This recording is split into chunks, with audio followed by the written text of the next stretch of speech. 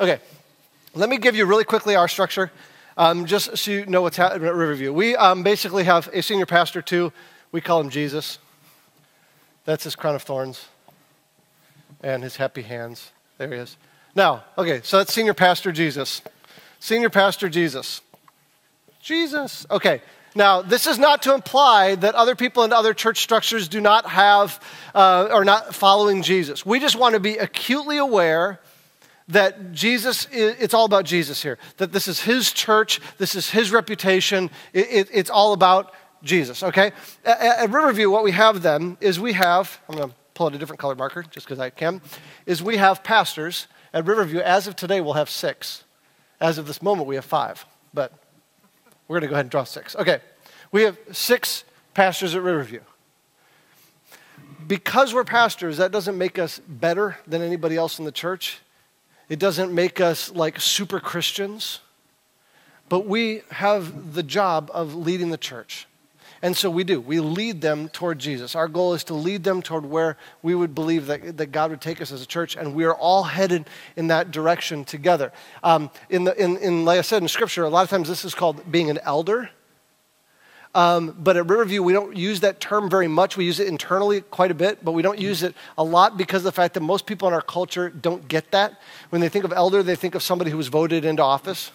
And so we use pastor just because it makes more sense in our culture to use the word pastor. Interestingly enough, in Scripture, when the elders are described, they're called either elders or overseers, and pastor is one of the jobs that they do, but it's actually not a title that much, but we use it as a title. It just makes more sense in our culture.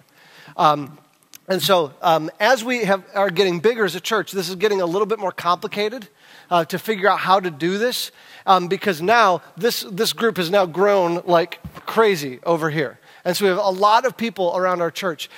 We have more and more of a need for more pastors around here. We don't need a ton, but we do need more pastors because we share the primary teaching role of the church. We share the governance of the church, the overall macro leadership of the church. And as we're starting more venues, we are going to need more pastors, especially in those areas, to help us with new venues that we're going to start. And in the past, we used to talk about every man desiring to be an elder, every man an elder. Some people who have been around a long time will remember that terminology. And the whole idea was that every guy should aspire to be an elder someday. And that's just not really how we see it anymore, especially in light of a church this size. It's hard to think that everybody would fit to be a pastor at a church this size. And the problem is we do need more pastors. And we have a couple complicating factors. The first, obviously, is our budget. If you get like 12 pastors, you can't pay them all. It's a kind of an expensive proposition. And so what we see going forward is we see a very small number of paid pastors with a smaller number of what we call bivocational pastors, which is our fancy way of saying we don't pay them anything. And so as of today, we'll actually have 4 paid pastors and 2 bivocational pastors. And by bivocational, that means that actually we see it as a job. They have to work 10 hours a week at least.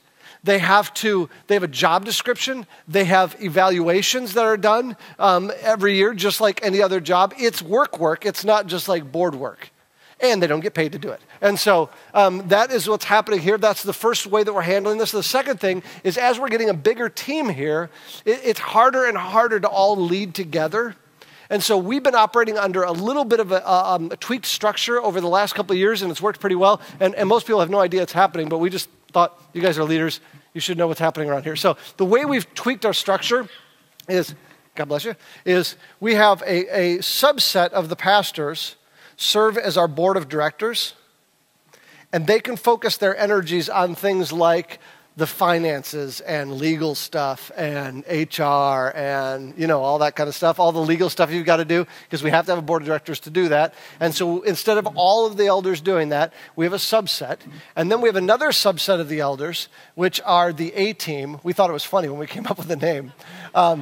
And now I find out that there's actually an A-team movie coming out, which is going to be hilarious. Oh, by the way, I just thought I might as well tell you who the A-team is right now. Can you guys all see that up there? I can't see it from where I am. Okay. Sorry about you people in the front row. That's the A-team. I wonder if you can guess who's on the A-team. On the far right, playing B.A. Baracus, Bad Attitude, is Mr. Steve Summerlot. He's on our A team right now. The good-looking guy on the left, that face they called him, that's Dan Price. Now, I would like to think of myself as Hannibal Lecter, their fearless leader, but I've been told that I'm actually Murdoch, the insane guy. But anyway, we have this A-team, and what the A-team focuses on are the big stuff, the big picture stuff, direction, macro vision, where are we going as a church, how are we going to plant new churches, all the big picture stuff. And what we've done is we've created this system so that the other pastors can focus on areas of ministry, pour themselves into that, and without having to be bogged down with all the other stuff. And so that's the structure that we set up for this. And then over here, in this pile over here, we have a lot more leaders, and this is you guys over here within this group. We have a lot of leaders. And these guys right here are those that serve the church by leading. Many of you lead the church by serving. You are servant leaders in different capacities. For instance, Shelly. Is Shelly even here, or is she making bacon? Whoever Shelly is. Shelly is our operations guru. We'll give her a hat. She's paid to do all of our operation stuff that we do around here. We've got other leaders like Joe and Free. We'll put them both together. Two-headed monster. They're our campus directors. They work on campus at Michigan State. Christy is another example of a leader around here. She's our creative director full-time. Anything that looks cool around here, it's because she did it.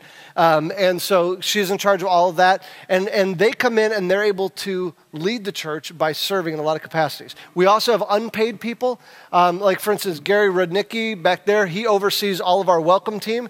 In addition to a pretty stressful job, he has on top of that, he does all of the welcome team and oversees all of that for even both venues. And so that's kind of amazing. We've got Eddie Cloutier in here somewhere. We'll give him, I'm trying to avoid the girl ones when I'm putting the hats on guys. Eddie Cloutier, Eddie works with a lot of our stewardship team, which is a lot of our business decisions. He works with a lot of our finances, stuff like that. We've got Judy Russ, who oversees our Stephen ministry. We've all